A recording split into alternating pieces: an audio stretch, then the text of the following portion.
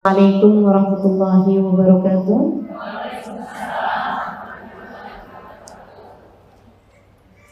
Alhamdulillah. Wassalatu wassalamu ala Rasulillah Muhammad ibn Abdullah wa ala alihi wa sahbihi wa man wala. Subhanaka la ilma lana illa ma 'allamtana innaka antal alimul hakim. Rabbi shrah li sadri wa yassir li amri wahlul 'uqdatan min lisani yafqahu qawli, amma ba'du. Teman-teman saudaraku sekalian yang saya muliakan, muslimah, Allah Subhanahu wa taala menjadikanmu sudah Islam dari sejak bayi. Dan itu sesuatu hal yang perlu untuk kamu syukuri. Sebab la in syakartum la azidannakum. Kalau kamu syukuri bakalan ditambahin kenikmatan tersebut. Artinya akan terus-terusan ditambahkan iman yang ada dalam hatimu, Islam yang ada dalam hatimu.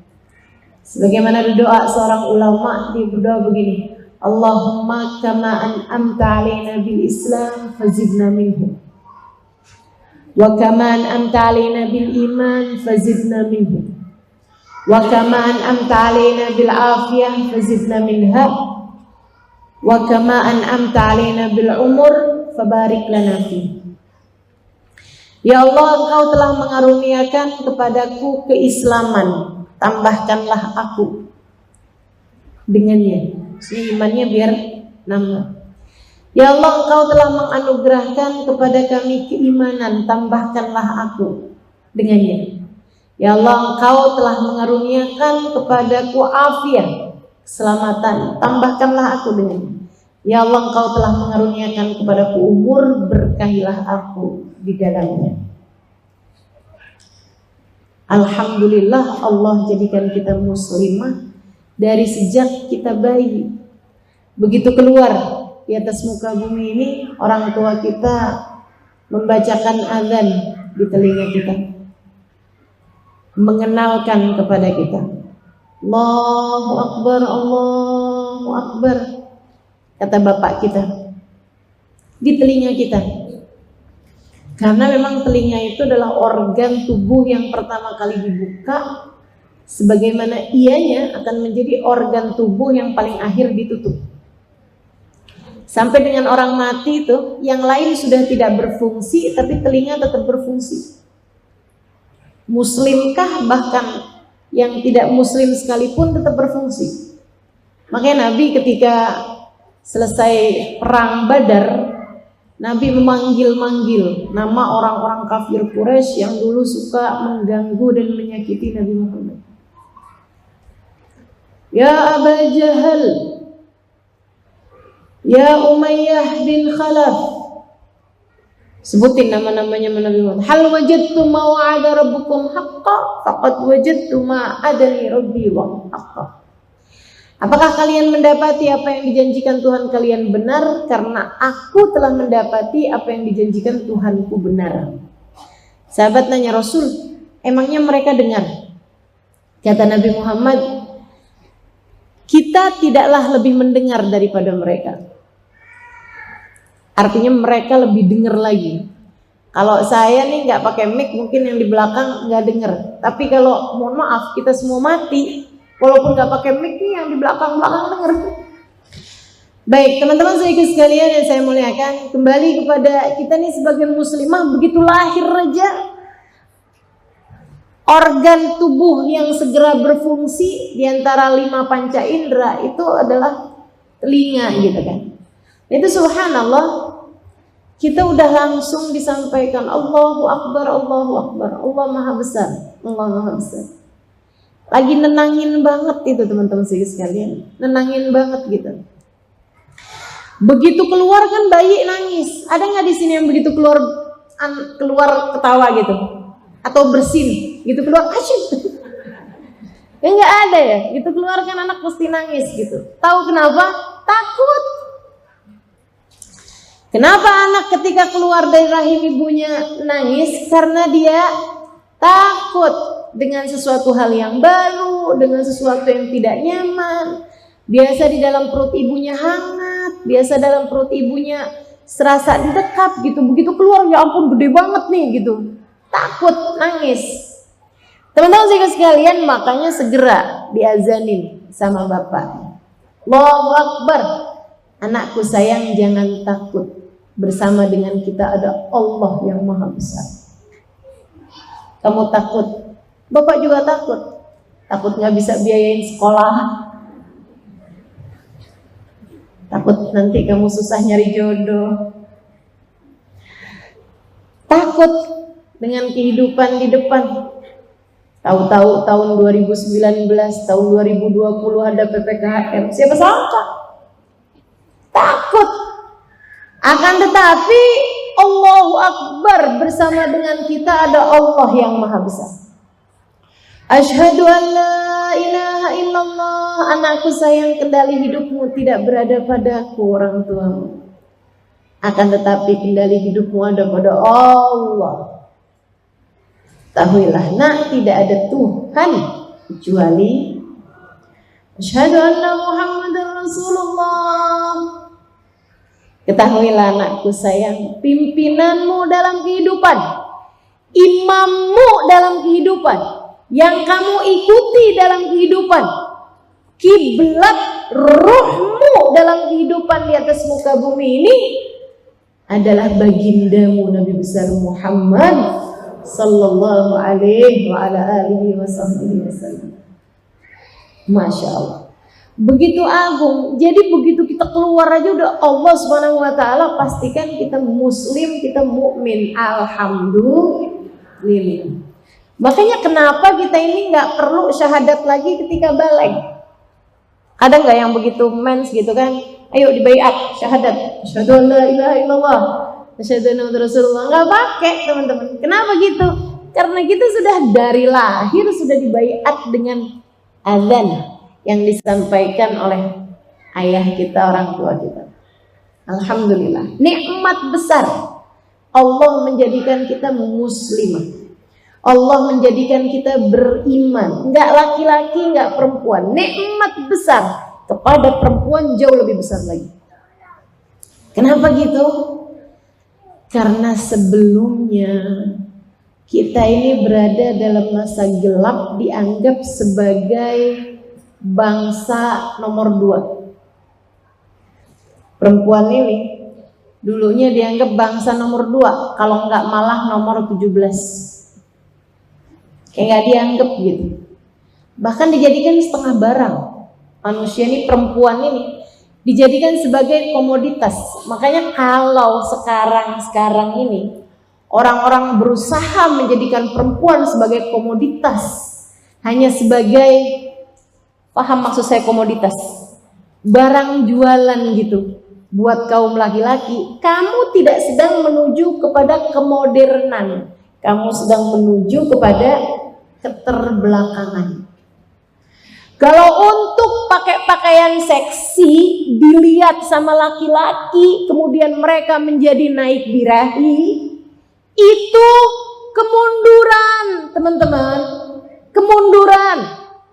Kalau untuk menjadi seorang perempuan yang demi untuk gaya hidup kamu jual diri, itu namanya bukan kemajuan. Meskipun andai dibayar dengan 80 juta per jam sekalipun kamu begitu murah, sebab nilaimu tak terbayar seharusnya. Maka saudaraku sekalian yang saya muliakan, Allah Subhanahu wa taala menjadikanmu mulia. Dari yang dulunya dianggap sebagai bangsa nomor sekian. Saya pernah baca syariat agama, ya, baik itu agama langit ataupun agama bumi gitu, agama buatannya orang gitu kan, agama bumi ataupun yang syariat agama langit, itu tidak ada yang lebih memuliakan kita daripada ajaran agama Islam. Dulu tuh kalau perempuan lagi mens itu nggak boleh ada serumah dengan laki-laki. Jadi kalau kamu datang mens, ditaruh kamu di rumah kecil, ruangan kecil seberang rumah. Nggak dianggap sebagai yang boleh nyatu gitu sama kaum laki-laki kalau lagi mens. Padahal kan mens bukan dari kita ya. Saudara sekalian yang saya muliakan, ada lagi tuh orang-orang zaman dulu, kaum jahiliyah, ini yang bukan syariat agama langit ya. Itu perempuan tidak boleh tertawa. Setiap kali perempuan tertawa, suaminya boleh nyabut satu giginya. Alhamdulillah kita nggak hidup di zaman itu. Kalau nggak, saya yakin ompong semua yang ada di sini. Tiap ketawa suaminya ambil catut. Sini buka mulut kamu, jeder, ya Allah, ya Allah. Nggak dianggap. Dan kita tahu di masa jahiliyah teman-teman saudara sekalian, Allah cerita dalam Al-Quran, A'udzubillahi minasyaitonirrajim, idza busyira bil unsa dhalla wajhuhu muswaddan wa huwa kadhim yatawara min qawmihi min su'i ma busyira bih. Kata Allah, idza busyir bil unsa, apabila diberi kabar gembira bahwasanya anaknya yang lahir perempuan. Allah ngasih bahasanya busyira, apabila diberi kabar gembira. Karena sejatinya punya anak, mau laki-laki mau perempuan, itu adalah sebuah kabar gembira. Anak lahir sehat, anak lahir selamat, kabar gembira buat orang tuanya. Tapi kata Allah, dhalla wajhuhu muswaddan, wajahnya langsung menghitam, wa huwa kadhim, dia dalam keadaan marah. Ya tawara, ngumpet-ngumpet dari kaumnya, min su'i ma busyira bih, dari buruknya kabar yang mereka terima. Bahkan ada yang kalau istrinya melahirkan dibuatin lubang di bawahnya. Begitu dilihat sama dukun bayinya, lihat laki perempuan. Kalau laki-laki putusin tali pusarnya, selamatin. Kalau perempuan putusin tali pusarnya, langsung dikuburin hidup-hidup saat itu juga, sebelum sang ibu sempat melihat bayinya. Ada juga yang dikuburinnya tar kalau udah mulai umur 3 tahun, 2 tahun gitu. Kayak gitu tuh keadaan bangsa ketika Islam datang. Saat Islam datang, teman-teman sekalian, Masya Allah, Nabi Muhammad sayangnya sama kita kaum perempuan luar biasa. Bahkan Allah tunjukkan Nabi Muhammad itu anaknya perempuan semua yang panjang umur. Nabi Muhammad punya anak 7, teman-teman sekalian. 3 diantaranya laki-laki, tidak ada yang mencapai usia 2 tahun. Ada yang berapa hari meninggal, ada yang udah sempet jalan kemudian meninggal gitu. Yang At-Tayyib At-Tahir, Abdullah namanya, yang terakhir sudah nabian lahirnya, itu malah justru masih sedang disusui ketika dia meninggal dunia. Teman-teman sekalian, jadi anak Nabi yang laki-laki meninggal di usia masih kecil-kecil. Anak Nabi yang perempuan usianya cukup sampai dengan ketika Nabi Muhammad dapat wahyu itu masih ada semua putri-putrinya. Keempat-empatnya menjadi perempuan-perempuan salehah, pengikut ajaran baginda kita Nabi besar Muhammad sallallahu alaihi wasallam. Nabi Muhammad sangat menyayangi mereka semua, sangat menyayangi mereka semua. Terutamanya yang kecil, Sayyidah Fatimah Zahra, karena di saat Nabi Muhammad dapat wahyu, kemudian segala macam godaan, segala macam gangguan dari kaum kafir Quraisy diterima oleh Nabi Muhammad alaihissalam. Saat itu anak-anak Nabi Muhammad yang lain, yang perempuan-perempuan sudah pada nikah. Mereka kan nikahnya kecil-kecil, gitu ya. Pada masa tersebut mereka kulturnya memang menikah masih pada muda-muda gitu. Nah yang sisa hanya Sayyidah Fatimah Zahra yang ada di rumah, sehingga dialah yang menjadi penghibur, dialah yang menjadi jantung hati, belahan jiwa Nabi besar Muhammad sallallahu alaihi wasallam. Nabi menyayanginya, mencintainya, menunjukkan rasa cintanya tersebut kepada semua orang. Sehingga orang ketika melihat cara Nabi Muhammad menyayangi putrinya, taulah mereka bahwasanya seharusnya seperti itulah seorang laki-laki memperlakukan anak-anaknya, anak-anak perempuannya. Teman-teman saudariku sekalian yang saya muliakan, Nabi Muhammad itu tiap kali ketemu sama Sayyidah Fatimah, teman-teman sekalian yang saya muliakan, jadi kepada Sayyidah Fatimah, Nabi itu tiap kali ketemu dipeluk. Sayyidah Fatimah itu dipeluk dan dicium di antara dua keningnya. Dari Sayyidah Fatimah kecil sampai Sayyidah Fatimah nikah, punya anak dan seterusnya. Itu teman-teman sekalian, saya nggak bisa bayangin di zaman itu ya. Di zaman sekarang aja itu tuh romantis banget loh. Siapa di antara kita yang ketika berjumpa dengan ayah kita memperlakukan kita seperti itu sampai dengan kita dewasa sekalipun? Siapa? Saya rasa jarang sekali ya. Tiap kali ketemu ayahnya pelukin, kemudian dicium di antara keningnya.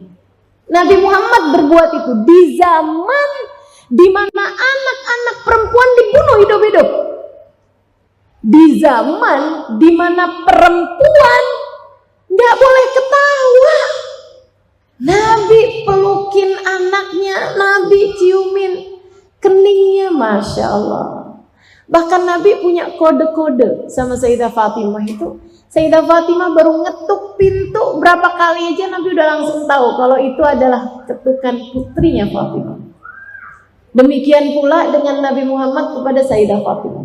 Asal Nabi Muhammad datang baru ketuk berapa kali aja udah langsung tahu bahwasanya itu adalah Nabi Muhammad SAW. Sayyidah Fatimah akan berkata bahwa dialah sendiri yang akan membukakan pintunya.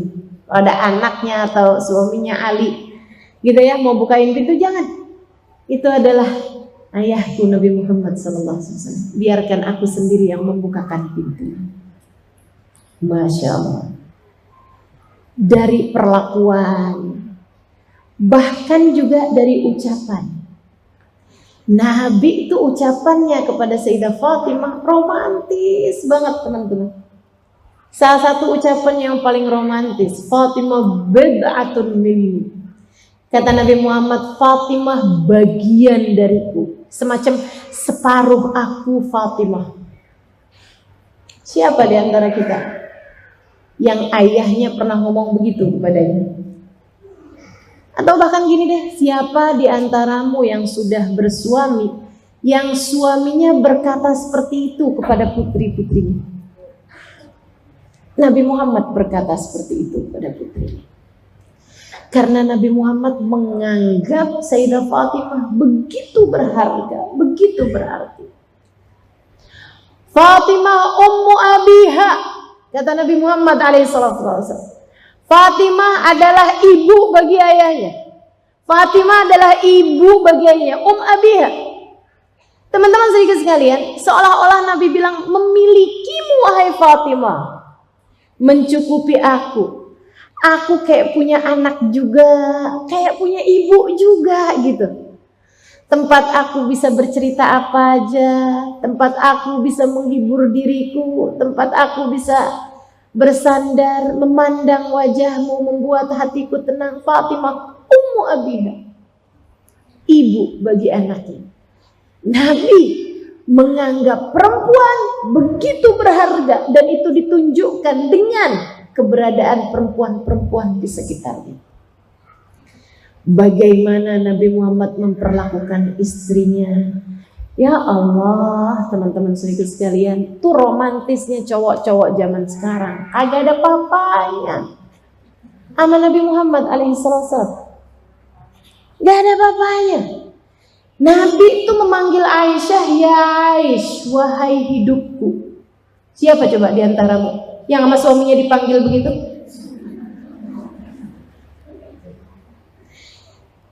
Yang ada tuh kawan saya penasaran gitu, sama suami saya, nama saya ditulis apa ya di HP-nya. Jadi pas HP suaminya deket sama dia ditelepon, ternyata Israel. Suaminya nulis nama bininya Israel. Dia bilang sama suaminya, terlalu lu bang, terlalu kamu, masa kamu tulis nama saya Israel? Ya maksudnya kalau manggil itu kan nggak bisa ditunda-tunda. Bisa aja ngelesnya. Luar biasa ya. Nabi Muhammad memanggil istrinya wahai hidupku. Masya Allah, Masya Allah. Sayyidah Aisyah cerita, aku minum di sebuah gelas. Tak lama kemudian Nabi Muhammad meminum sisanya, mencari-cari bekas bibirku, kemudian meletakkan bibirnya di sana. Ya Allah, itu kalau istri-istri diperlakukan begitu sama suaminya, dia nyariin bekas bibir istrinya sebelum meminum air tersebut. Luar biasa banget kan? Nabi menghargai istrinya, romantis sama istrinya teman-teman. Nabi terhadap Sayyidah Sofiyah misalnya, waktu Sayyidah Sofiyah mau naik unta, beliau itu memang lebih tidak tinggi gitu. Sayyidah Sofiyah mau naik ke atas unta, nggak sampai, padahal untanya udah merunduk, tetap aja agak tinggi gitu buat Sayyidah Sofiyah. Nabi Muhammad di depan unta tersebut duduk mempersilahkan pahanya untuk menjadi tangga buat Sayyidah Sofiyah. Suami mana yang kayak gitu kira-kira? Jadi kalau kamu belajar, kalau para laki-laki mau belajar tentang bagaimana menghargai istri, itu bukan belajar sama orang zaman sekarang, tapi belajar sama seseorang yang telah mengajarkanmu kemuliaan perempuan 1400 tahun yang silam. Baginda kita Nabi besar Muhammad sallallahu alaihi wa ala alihi wasallam.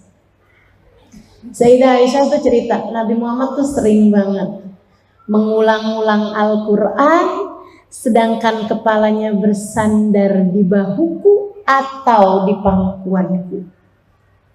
Naruhin kepalanya di pangkuan Sayyidah Aisyah, mengulang-ulang pembacaan Al-Quran. Masya Allah, Masya Allah.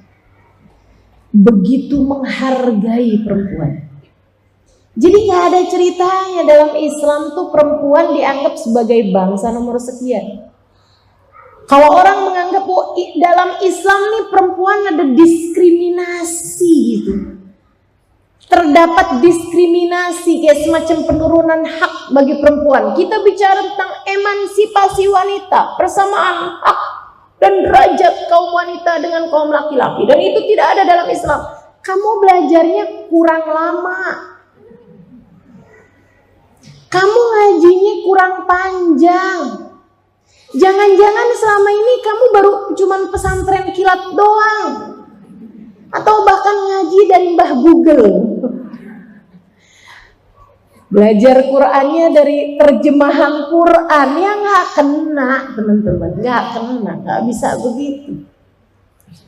Pelajari sejarah, kamu akan tahu betapa Islam meninggikan derajat kaum perempuan. Kita kaum perempuan di mata Islam, dalam pandangan Allah, dalam pandangan Rasulullah, kita begitu berharga. Nabi Muhammad menyebut kita sebagai tiang. Kata Nabi Muhammad alaihissalam, al-mar'atu imadul bilad. Perempuan adalah tiangnya negara. Idza saluhat saluhatil bilad, wa idza fasadat fasadatil bilad. Perempuan itu tiangnya negara, kata Nabi. Perempuannya baik, baik negaranya. Perempuannya rusak, rusak negaranya. Nabi menyebut kita sebagai tiang. Jadi kalau ada orang ngatain kita sebagai keset, jangan percaya.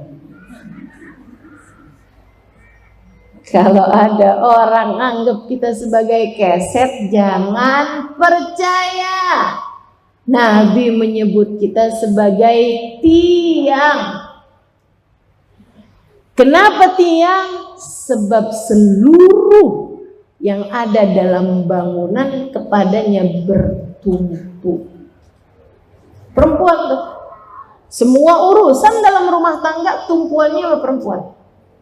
Kan begitu? Makanya teman-teman saudara sekalian, kalau perempuannya kuat-kuat, yang di rumah tuh kuat-kuat semuanya. Kalau perempuannya rapuh, di rumah itu juga semuanya rapuh. Coba lihat aja, kalau udah ngeliatin orang gitu, suami bahagia, anak bahagia, itu pasti karena ada perempuan, ibu di dalam rumah tersebut yang bahagia. Tapi begitu semuanya kayak yang loyo banget, kayak hidup segan mati tak mau gitu. Kayak yang aku adalah orang paling menderita di dunia. Kenapa nih COVID gak kelar-kelar? Kenapa kita nggak bisa kayak orang piknik gitu? Dari dulu, sejak nggak ada karantina, kita juga emang nggak pernah keluar negeri, katanya gitu. Ya kan mestinya disyukurin ya. Nggak ada urusan sama karantina beberapa hari juga. Emang dari dulu juga nggak pernah pakai paspor. Teman-teman seiku sekalian yang saya muliakan, tuh kalau udah yang sedih-sedih semua dalam rumah tuh pasti ada cewek yang tukang sedih dalam rumah tersebut. Ibunya tuh tukang sedihan. Makanya keluarga begitu semua modelannya. Karena kamu tiangnya, teman-teman. Ini saya punya cerita. Ada namanya Syekh, saya sempat ziarahi kemarin waktu di Mesir. Namanya Ibnu Daqiqil Aid. Saya tuliskan juga nggak salah ya di buku Muhasabah Cinta mungkin. Namanya Syekh Ibnu Daqiqil Aid. Namanya tuh ada gitu, tapi orang nggak panggil namanya karena sesudah kejadian ini semua orang memanggil dia sebagai Ibnu Daqiqil Aid. Syekh Tepung Lebaran. Mana ada Syekh dipanggil Tepung Lebaran? Ini ada gara-garanya, ada sebabnya. Jadi nih, ada seorang syekh besar. Ilmunya Masya Allah luar biasa. Istrinya sangat solehah. Gak pernah nuntut, gak pernah apa-apa gitu. Mereka hidup miskin, tapi kaya dalam hal agama. Kaya dalam hal ibadah. Ini ya, kehidupannya kelihatannya miskin secara materi, tapi mewah secara agamanya. Sunnah-sunnah ada, Quran ada, kajian ada, sholat duha ada, tahajud ada, zikir ada, keluar masuk kamar mandi ikutin sunnah, cara makan ikutin sunnah, tuh mewah rumah tangganya secara agama, meskipun minimalis. Sangat sederhana, bahkan bisa dibilang miskin secara materi duniawi. Satu waktu si istri nih, istrinya Syekh ini nih, lagi jalan ketika didengar ada orang-orang lagi muji-muji suaminya, kepo, pengen tahu. Dan anak-anak muda lagi bilang, ih Syekh kita tuh ya ampun, pinter betah pokoknya. Pinter banget, kayak wis komputer berapa tuh ya di kepalanya gitu. Zaman itu belum ada komputer ya. Kayak nampung memorinya tuh banyak banget gitu di kepalanya. Ini tahu, itu tahu, sejarah hafal. Wih luar biasa. Siapa gurunya ya? Katanya si anak-anak itu. Saya nggak pernah tahu gurunya yang sekarang masih ada gitu, yang tentu orang tahu siapa gurunya, tapi maksudnya udah meninggal gitu. Gurunya yang sekarang tuh yang membesarkan dia sampai sekarang tuh siapa gitu. Pasti gurunya tuh lebih hebat lagi dari dia gitu. Si istri nih denger kayak begitu, disamperin sama dia. Kalian lagi ngomongin suami saya. Oh iya ibu, iya. Masya Allah. Kalian penasaran pengen tahu gurunya suami saya? Ibu tahu? Ya tahu kan saya istrinya. Siapa Bu sebenarnya gurunya suami Ibu? Saya.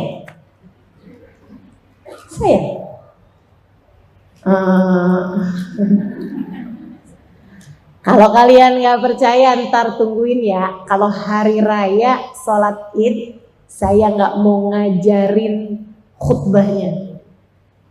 Iya deh, kita mau liatin. Udah pamitan pulang.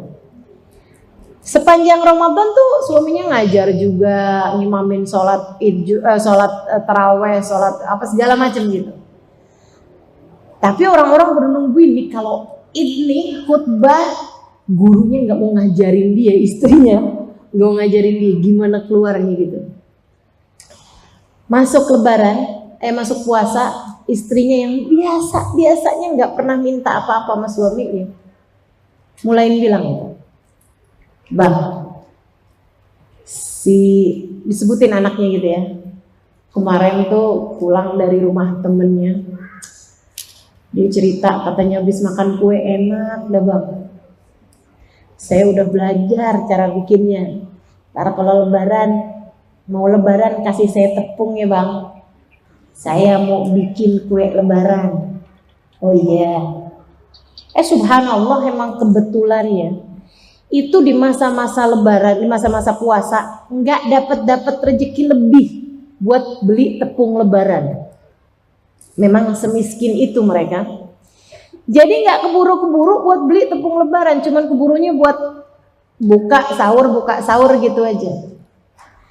Tambah deket-deket lebaran nih, istri yang nggak pernahnya malah mulai ngerongrong, Bang, tepung lebarannya udah ada Bang. Saya udah belajar, udah bisa bikin kuenya, udah nanya ke tangga sebelah. Tepung lebaran ya Bang. Iya, sedih hati suami karena istrinya ini sangat soleh. Beda sama istri emang tukang minta. Beda. Kamu nggak bisa praktekkan ini kepada suamimu jika selama ini kamu selalu menjadi tukang rongrong buat dia. Nggak pernah minta-minta istrinya selama ini. Jadi kan begitu dia minta, kan jadi bahan pikiran buat suaminya gitu. Ya Allah, nggak pernahnya minta. Begitu minta saya nggak bisa ngasih, sedih gitu suaminya. Ntar dah tungguin. Mudah-mudahan akhir Ramadan nih ada yang bisa kita dapat rezeki. Gitu. Sampai malam Lebaran teman-teman, itu benar-benar gak ada gitu. Dan subhanallah si istri yang emang udah sengaja diskenario sama dia. Setiap kali suaminya mau buka kitab, Bang, tepung Lebaran gimana Bang? Tiap kali mau mikirin nih khutbah id, saya mau bahas apaan ya Bang, tepung lebarannya dulu dong Bang. Gimana tuh kabar tepung lebaran saya? Kesian loh, anak itu udah saya janjiin, saya mau bikinin kuenya, udah saya juga udah belajar, caranya udah tahu saya. Tepungnya dong Bang. Teman-teman saudara sekalian, sampai malam lebaran gak dibiarin suaminya punya pikiran untuk bisa belajar apa-apa kecuali dirongrongin urusan tepung lebaran. Sampai istrinya tuh bilang gitu malam hari itu, Bang, kali-kali ntar kalau abisnya selesai khutbah id, kalau ada yang ngasih ntar beliin saya tepung lebaran ya Bang. Saya udah bilang sama yang punya tokonya tuh, biar besok juga biar kata lebaran dia mau jual buat saya Bang. Iya. Jadi nih orang mau khutbah pikirannya tepung lebaran. Datanglah ke khutbah id, sholat lebaran ya. Saat sholat lebaran tuh biasa-biasa aja, semuanya rapi sholatnya. Habis selesai sholat kan khutbah tuh. Murid-muridnya udah ini nih, udah mikirin gitu, ini bener nggak ya katanya istrinya, dan itu udah tersebar di antara murid-murid nih, bukan cuma dia doang yang tahu nih, tapi semua yang hadir nih lagi nunggu-nungguin, nih katanya nggak diajarin sama bininya, nih keluarnya gimana nih kalau nggak diajarin sama bininya, beneran loh. Di saat beliau mau menyebutkan hadis, mau menyebutkan ayat tuh urusan tepung lebaran kegambar di pikirannya. Akhirnya bukan dia ngomongin sesuatu, malah ngomongin tepung lebaran. Tepung lebaran itu benar-benar keliru-keliru ngomongnya, dan banyak diantaranya yang nyebut dakikil id. Katanya orang-orang beneran kalau nggak diajarin sama bininya dia nggak bisa apa-apa ternyata. Masya Allah. Ini cerita ngasih tahu betul pengaruhnya seorang perempuan yang soleha terhadap diri suami dan anak-anaknya. Makanya teman-teman saya sekalian, kalau presiden itu disebut 01, istrinya presiden itu 00. Kan begitu? Maka demikian pula dengan dirimu. Sebagai perempuan kamu sangat berharga dan sangat berpengaruh. Nabi Muhammad menyebutmu sebagai tiang. Jadi kalau kamu ngelihat suamimu ambruk, anak-anakmu ambruk, kamu harus tahu bahwa sebenarnya yang harus dikuatkan, yang harus dikokohkan terlebih dahulu adalah dirimu. Jadilah kuat untuk bisa menguatkan, sebab kamu adalah tiangnya. Coba ibu-ibu nih yang udah pada punya suami, saya rasa kamu ngerti deh apa yang saya maksudkan. Begitu perasaanmu menyenangkan, kamu bahagia, kamu akan lihat suami kamu juga begitu, anak-anak juga begitu, pada ceria, semuanya pada senang semua. Tapi begitu kamu sumpah, coba diingat-ingat. Begitu kamu sumpah, begitu kamu sedih-sedihan mulu, begitu kamu uring-uringan, ya Allah, kamu PMS serumah ikutan PMS. Betul begitu? Nggak salah, Nabi itu menyebut kita sebagai tiang, karena urusan rumah tangga semuanya bertumpu kepadamu, teman-teman. Kamu begitu berharga, kamu bukan keset. Kamu tiang dalam rumah tangga. Kalau ada yang mengatakan hal yang tidak sama dengan apa yang disampaikan Nabi, jangan pernah percaya.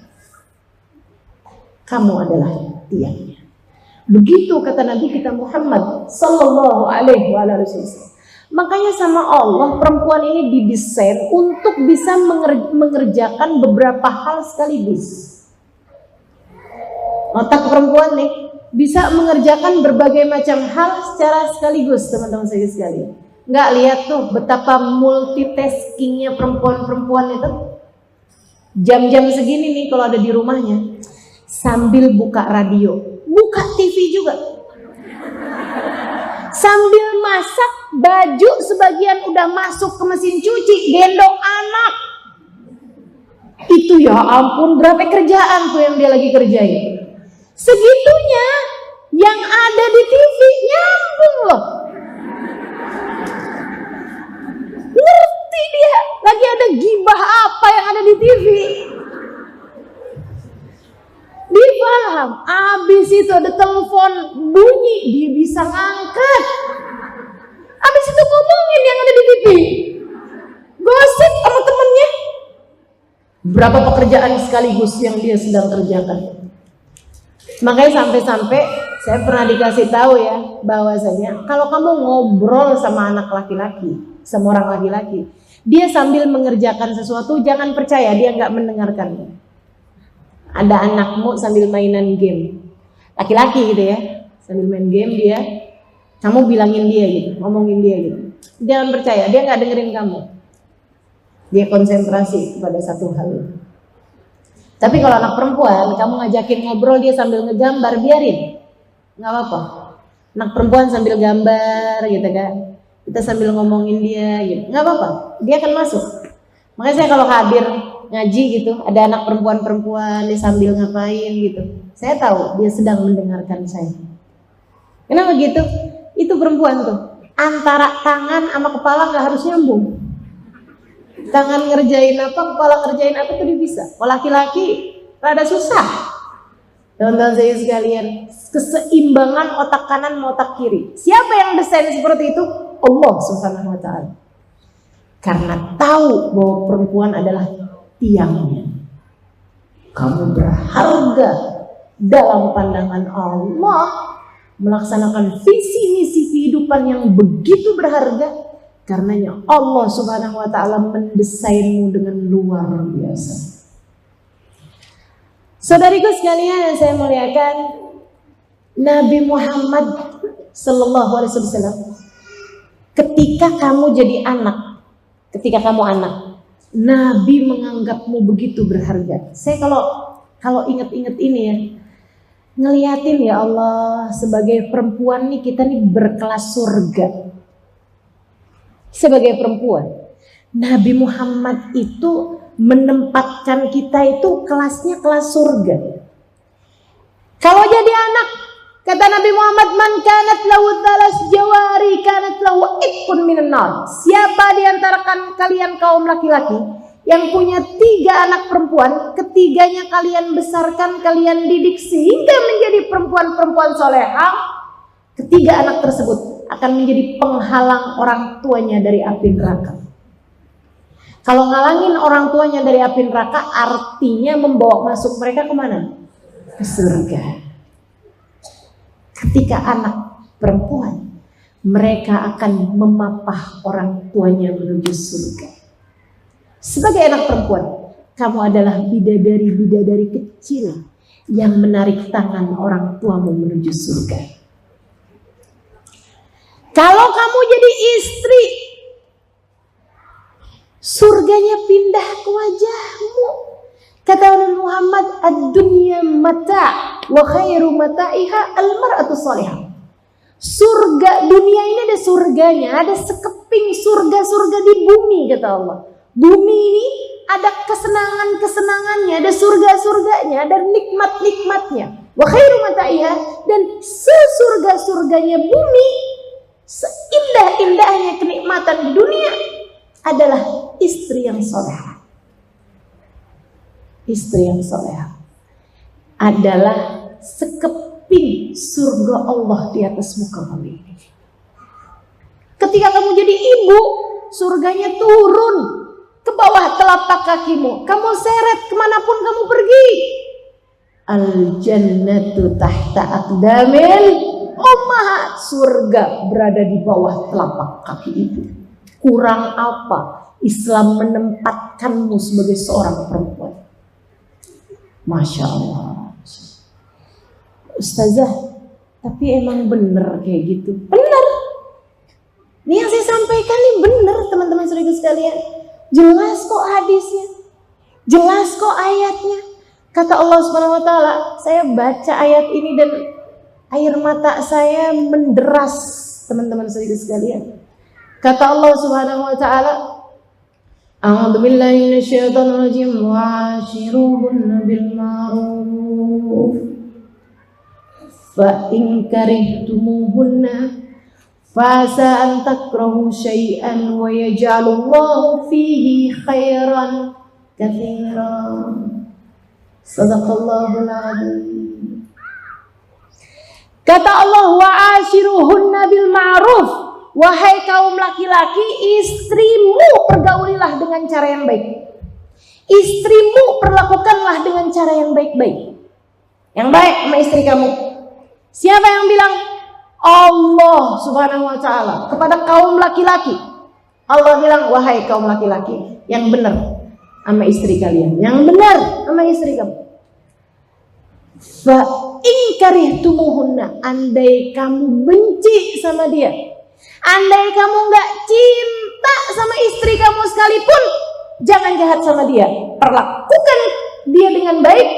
Fasa an takrahu syai'an, bisa jadi di saat kamu membenci sesuatu, fa'asallah an yuj'ala fihi khairan katsira, Allah akan berikan kepadamu kebaikan yang sangat banyak. Jadi Allah tuh kayak lagi bilang sama kaum laki-laki, yang baik sama istri kamu, yang baik sama istri kamu. Andai kamu gak cinta sekalipun sama dia, bahkan andai kamu benci sekalipun sama istri kamu, yang baik sama dia, kata Allah, nanti Allah akan kasih kepadamu, wahai para suami, khairan katsira, kebaikan yang sangat banyak. Asal kamu baik sama istri kamu. Saya ngerasanya kayak Allah nih nggak lagi bilang sama hambanya, tapi kayak bahasa ayah kita gitu, yang penuh cinta sama kita, sehingga dia pesan sama mantunya, yang baik ya anak saya, yang baik anak saya. Jika andai kamu nggak cinta sekalipun padanya yang baik, nanti saya akan kasih kepadamu kebaikan yang sangat banyak. Kamu mau apa? Mau harta? Aku kasih. Kamu mau apa? Mau kedudukan? Aku kasih. Kamu mau apa dalam kehidupan? Aku kasih. Semuanya akan kasih. Yang syaratnya yang baiklah kepada istri kamu, kata Allah. Masya Allah. Betapa berharganya dirimu, teman-teman saudara sekalian. Nabi Muhammad sampai menjadikanmu tolak ukur keimanan kaum laki-laki. Kata Allah Subhanahu wa taala, ahsanukum imanan ahsanukum li ahli wa ana ahsanukum li ahli. Yang terbaik di antara kalian keimanannya wahai kaum laki-laki adalah yang paling baik kepada istrimu. Dan aku adalah suami terbaik kepada istriku. Masya Allah. Kurang berharga apa diri? Kurang berharga apa? Maka cari hargamu pada Islam. Cari hargamu pada Allah dan Rasulnya. Jangan cari hargamu pada barang-barang yang kamu pakai. Jangan jadikan tas yang kamu bawa, pakaian yang kamu pakai, handphone yang kamu kenakan, bahkan rumah yang kamu tinggali atau mobil yang kamu kendarai lebih berharga daripada dirimu sendiri. Kamu jauh lebih berharga dari semua harta di atas muka bumi ini dengan keimananmu, teman-teman. Imanmu.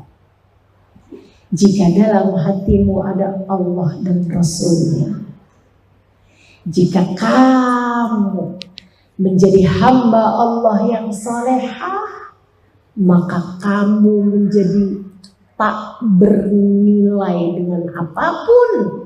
Kamu menjadi begitu berharga, kamu menjadi begitu tinggi nilainya, hingga di atas muka bumi ini apapun tak ada yang dapat membelimu. Kalau kamu masih bisa dibeli, artinya kamu belum bisa sebegitu mahal. Yang mahal tuh yang gak kebeli, itu baru mahal namanya. Saudara sekalian, jadilah sebagai perempuan-perempuan yang begitu bernilai, tak terhingga nilaimu. Tidak ada siapapun yang bisa membelimu. Jika kamu seperti itu, maka kelasmu bukan kelas ekonomi atau bisnis. Kelasmu adalah kelas surga. Seperti yang dijanjikan Nabi besar Muhammad sallallahu alaihi wasallam. Baiklah Ustazah, saya udah ngerti kalau saya begitu berharga. Saya paham sekarang bahwa saya begitu berharga. Gimana caranya agar saya tidak melepaskan keberhargaan saya ini? Di mana letaknya? Di mana saya bisa menuju kepada harga diri saya? Saudariku sekalian, saya muliakan, seperti yang tadi saya sampaikan, hargamu ada pada Allah dan Rasulnya. Hargamu ada pada taat kepada Allah dan Rasulnya. Hargamu ada pada kedekatan kepada Allah Subhanahu wa ta'ala dan Rasulnya. Hargamu ada pada nilaimu ketika kamu menjadikan prioritas dalam kehidupanmu adalah Allah dan Rasulnya. Lillah wa li Rasul. Hanya karena Allah dan hanya karena Rasulullah sallallahu alaihi wasallam. Maka kamu mencintai orang tuamu karena Allah dan Rasulnya. Kamu menyayangi suamimu bukan karena isi dompetnya, bukan karena indah senyumnya, bukan karena damai tatapnya. Karena itu semuanya tuh ada waktunya. Yang bisa bilang, aduh suami saya tuh senyumnya manis banget, palingan pengantin baru. Yang bilang, ya Allah saya tuh kelepek-kelepek dah kalau diliatin sama suami saya, meleleh rasanya jiwa saya. Itu palingan hitungan kawinnya tanyain dah, kamu udah kawin berapa lama? 3 bulan. Iyalah. Tanyain sama yang udah kawin 20 tahun. Dia bilang sama saya ngerti Ustazah kenapa suami pengen poligami. Kenapa gitu? Saya bilang, saya aja ngeliatin dia mulu padahal kagak boleh poliandri, saya bosen. Apalagi dia Ustazah. Saya ngerti Ustazah, walaupun belum tentu saya sabar, tapi saya ngerti gitu katanya. Begitu Bu? Enggak juga ya, oke lah, skip. Teman-teman saudariku sekalian yang saya muliakan, jadi cintai suamimu bukan karena isi dompetnya seperti yang tadi saya bilang. Maka kalau ada istri di sini yang bilang, saya kayaknya nggak tahan deh sama kamu, kalau kamu nggak bisa bawa saya piknik dalam waktu 3 bulan ke depan, kalau kamu nggak bisa bikin saya terbang naik pesawat gitu dalam 3 bulan ke depan, saya nyerah dari kamu. Misalnya gitu ya, kalau kamu nggak bisa beliin saya rumah sampai bulan yang akan datang, saya pisah aja dari kamu. Kalau kamu nggak bisa ngasih saya sekian dalam waktu berapa bulan ke depan, kita di rumah ngontrak mulu. Saya mau kita punya rumah sendiri dah pokoknya. Kalau kamu nggak bisa ngasih saya rumah dalam beberapa bulan ke depan, saya menyerah aja dari istri kamu. Itu teman-teman saudariku sekalian, kamu bukan istri yang lillah wali rasulih. Kamu tidak berharga, sebab hargamu hanyalah beberapa lembar isi dompetnya aja. Kalau senyum kamu seharga berapa yang dia kasih ke kamu, kamu belum sebegitu berharganya artinya. Tapi kalau kamu bisa senyum tanpa lihat tanggal, baru tuh dia tuh, ini dia perempuannya yang bernilai surga. Ini dia perempuannya yang berkelas surga. Teman-teman saudara sekalian, perempuan berkelas surga yang apabila dia merasa suaminya menyakiti dia atau ada anggota keluarganya yang begitu menyedihkan hatinya, dia nggak curhat sana, curhat sini, cerita sana, cerita sini, bahkan di media sosial, sebelum laki gue nulis di curhat di media sosial. Teman-teman sekalian, siapa di antaramu yang masih ngerjain itu, saya bilangin berhenti. Yang suka nulis status di media sosial sedih saya atau seneng banget saya karena suami saya begini begitu begini begitu, transferan suaminya difoto sama dia, ditaruh gitu di media sosial. Teman-teman saudara sekalian, berhenti. Kenapa gitu? Jika kamu bahagia, kamu hanya mengundang pandangan mata iri dari orang-orang di sekitarmu. Kamu bisa kena mata. Tuh, kena mata. Kena pandangan mata iri gitu dari orang di sekelilingmu yang malah nantinya takut dicabut kembali kenikmatan tersebut. Kalau kamu lagi pamer-pamer kesenangan, kalau kamu lagi pamer kesedihan, kamu nggak tahu aja, kamu disyukurin orang lain. Berantem, gue bilang juga apa? Emang itu, kayak gitu sih dia, disyukurin teman-teman saudara sekalian. Jadi gimana mestinya? Kalau kamu merasa sedang ada yang menyakiti hatimu, udah nggak usah curhat sama orang. Malam-malam hari bangun. Tahajud, bukan hanya saat susah sih sebenarnya, saat kapanpun kamu bilang sama Allah, ya Allah, sepertinya suamiku tidak terlalu mencintaiku. Atau sepertinya suamiku sedang naksir sama janda belakang rumah.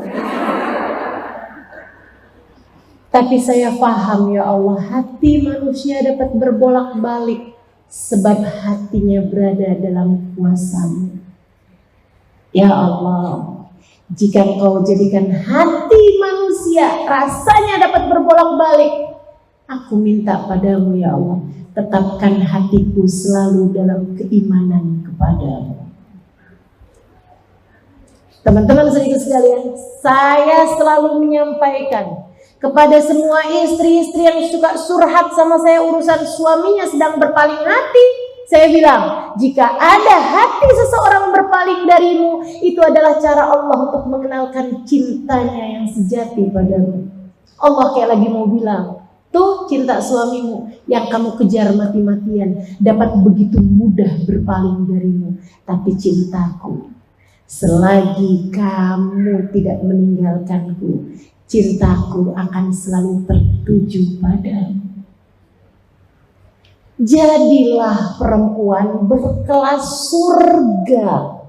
Perempuan yang hidupmu kamu jadikan bukan untuk suamimu, bukan untuk anak-anakmu, tapi untuk Allah Subhanahu wa Ta'ala dan Rasulnya. Kamu tidak akan pernah meninggalkan Allah dan Rasulnya untuk alasan apapun dan untuk siapapun. Dengan cara itu kamu menjadi perempuan berkelas surga. Robiah Adawiyah sampai dengan meninggalnya tidak menikah. Ini saya harus sampaikan ini nih buat adik-adik jomblo. Ustazah nih kalau urusan bahas perempuan tentang cewek yang udah nikah aja. Kita nih ustazah jangan jadi Jonas dong. Jomblo ngenes. Kitanya mau jadinya single happy ya. Insya Allah. Sayyidah Robiah Al-Adawiyah, teman-teman saudara sekalian, tidak pernah menikah dalam hidup. Tiap kali dilamar sama orang, katanya Robiah Al-Adawiyah, adakah kalian mampu menjamin surgaku di akhirat nanti? Kalau kamu dapat melakukannya, itu adalah maharmu untukku. Tapi kalau kamu tidak dapat melakukannya, maka aku menolak lamaranmu. Dia bilang maharmu untukku ridho Allah SWT. Kalau kamu bisa pastikan bahwa Allah meridhoi saya, Allah mencintai saya tidak akan minta mas kawin apa-apa dari kamu. Pernah lagi kabarnya Robiah Adawiyah ditanyain tentang urusan nikah. Kata Robiah Adawiyah, ya Allah, ya Allah, diri saya sendiri aja pengen saya cerai katanya. Nafsu saya pengen saya cerai. Saya nggak usah kayak gitu. Kerjanya apa Robiah Adawiyah? Salat malam. Berapa rakaat tiap malam? 1000 rakaat teman-teman. 1000 rakaat. Kalau siang hari ngapain?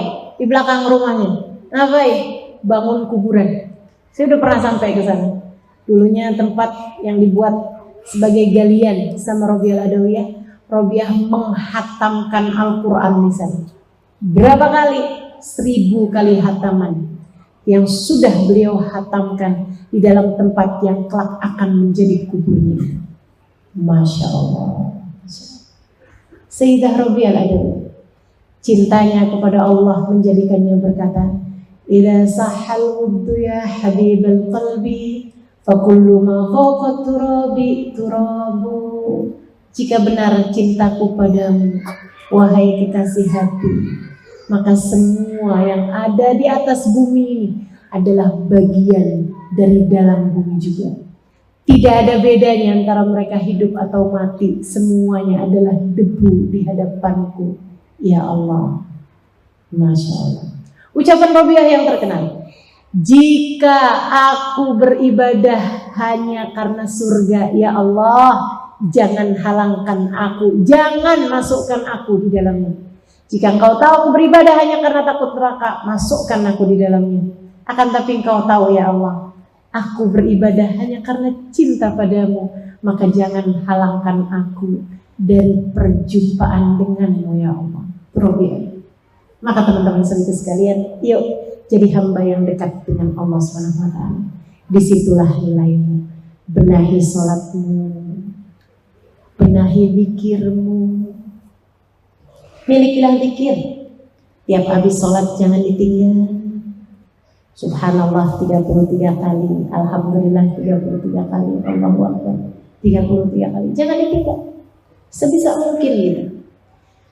Saudara sekalian, jagain tahajudmu, usahakan walaupun nggak kayak orang-orang yang berjam-jam, setidaknya 15 menit sebelum azan subuh salat barang 2 rakaat, 4 rakaat, tengadahkan tanganmu ya Allah.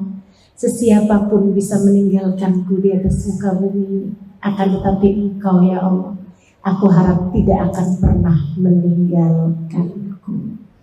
Gitu ya. Yuk bismillah, kita benahi kehidupan kita, bersandar hanya kepada Allah SWT, tidak mengandalkan apapun dan siapapun, sebab semua lemah.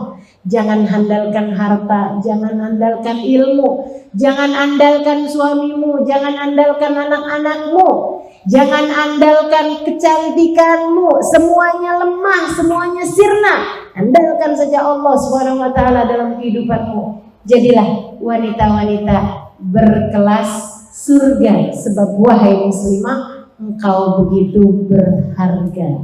Semoga Allah SWT menghidupkan kita dengan bahagia, sebab ada Allah dan Rasulnya di dalam hati kita. Kita cintai sepenuh jiwa raga kita. Dan semoga apabila datang ajal menjemput kita, dimatikan kita dalam husnul khotimah. Dan kelak di hari akhirat nanti Allah SWT perjumpakan kita dengan manusia paling mulia, baginda kita Nabi besar Muhammad sallallahu alaihi wa ala alihi wa sahbihi wasallam. Teman-teman saudariku sekalian, kita angkat tangan kita. Dan sebagai seorang muslimah, jika kamu sungguh-sungguh soleha, maka tanganmu, genangan air matamu begitu berharga di mata Allah SWT. Allah tak akan menolak doamu jika kamu selama ini menjadikan Allah dan Rasulnya sebagai prioritas dalam kehidupan. Jika kamu selama ini tidak pernah meninggalkan Allah, maka Allah tak akan meninggalkanmu di saat kamu mengangkat tanganmu. Minta kepada Allah SWT, ya Allah, ya Allah, ya. Pandanglah kami dengan pandangan kasih sayang-Mu ya Allah. Lihatlah semua perempuan-perempuan yang ada di tempat ini ya Allah. Nabi kami Muhammad menyebut kami sebagai tiang dalam rumah tangga kami. Nabi Muhammad bahkan menyebutkan yang jadi ibu di antara kami sebagai pembawa surga di bawah telapak kaki. Nabi Muhammad begitu mendekatkan kami kepada surga, kepada kebahagiaan hidup kami.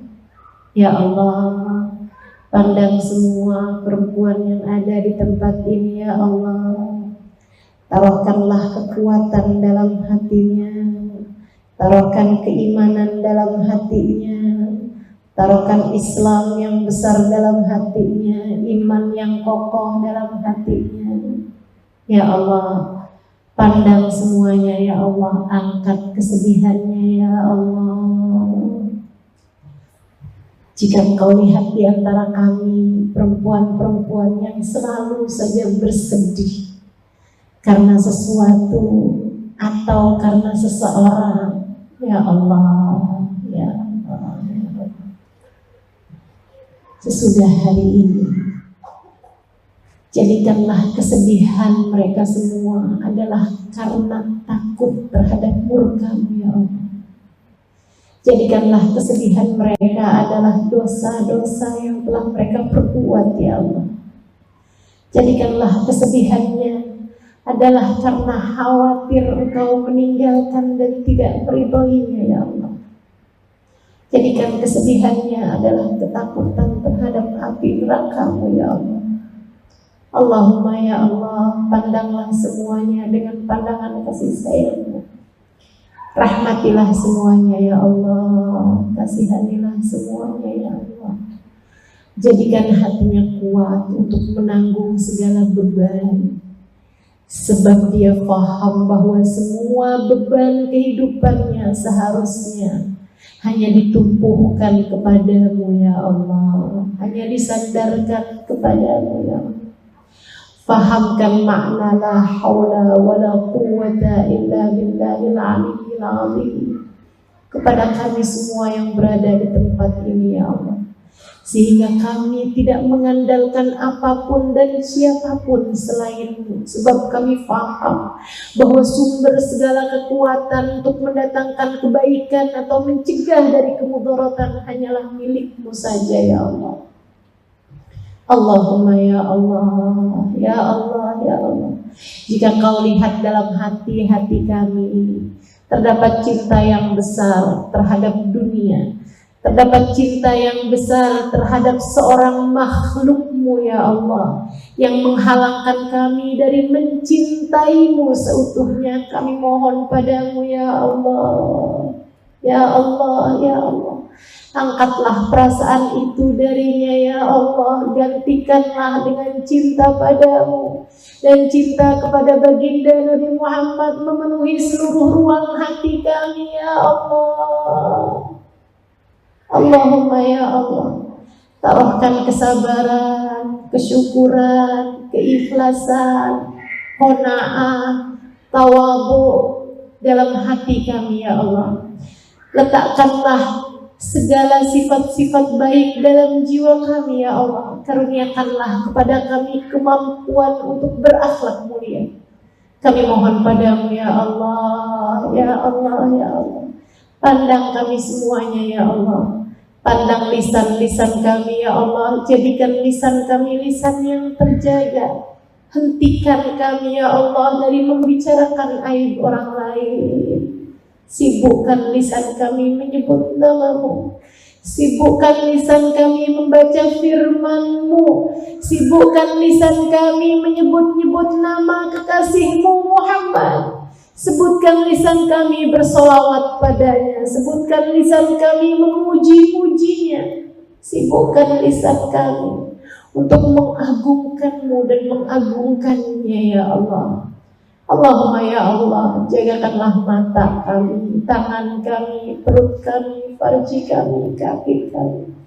Jagakan anggota tubuh kami ya Allah, sehingga kami menjalaninya seperti yang Engkau mau, bukan seperti yang kami mau ya Allah. Bimbing pikiran kami ya Allah, sehingga kami dapat menjadi perempuan yang salehah. Bimbing hati kami ya Allah, sehingga kami dapat merasa dengan benar, tahu, paham kapan harus bahagia dan kapan harus sedih. Kami mengerti, kami paham ya Allah apa yang harus kami syukuri dan apa yang harus kami sesali.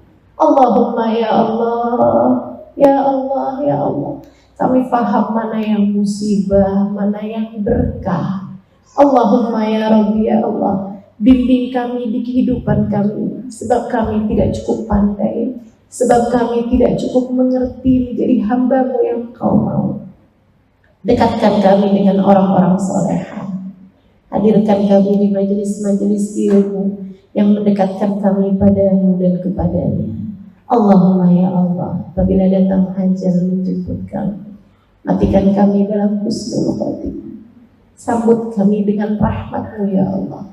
Jangan ada di antara kami yang Kau sambut dengan kemurkaan-Mu ya Allah. Allahumma rabbana atina fid dunya hasanah fil akhirati hasanah wa qina adzabannar. Berkahilah seluruh keluarga kami. Berkahilah seluruh keluarga kami. Berkahilah seluruh keluarga kami. Jadikanlah anak-anak kami, orang-orang yang kami sayangi adalah orang-orang yang selalu taat kepadamu ya Allah. Wassallallahu ala sayyidina Muhammadin wa ala alihi wa sahbihi wa sallam. Walhamdulillahi rabbil alamin. Wa ila hadratin nabi al-fatihah.